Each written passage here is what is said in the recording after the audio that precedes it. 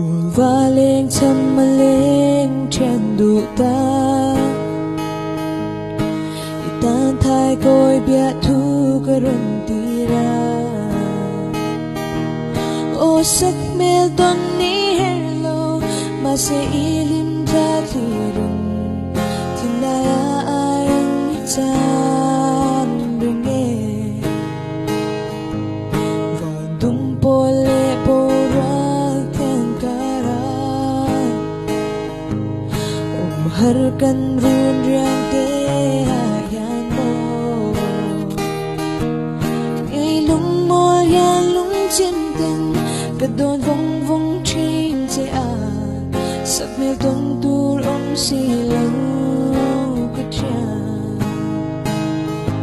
Sak mel tong lâu kar la chan Kan kar lam kwang at tuy vong vong Tin num chung hila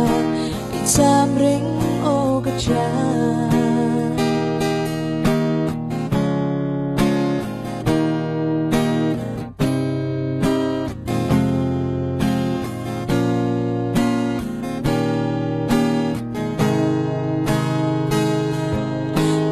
Koi biat thu kalan to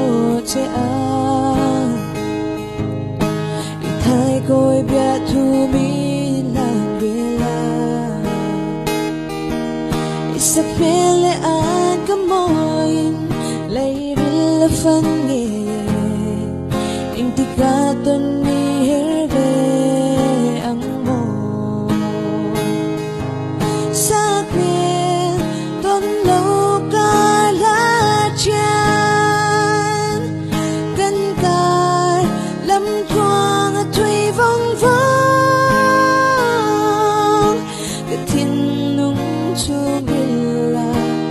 Tam ring o kachan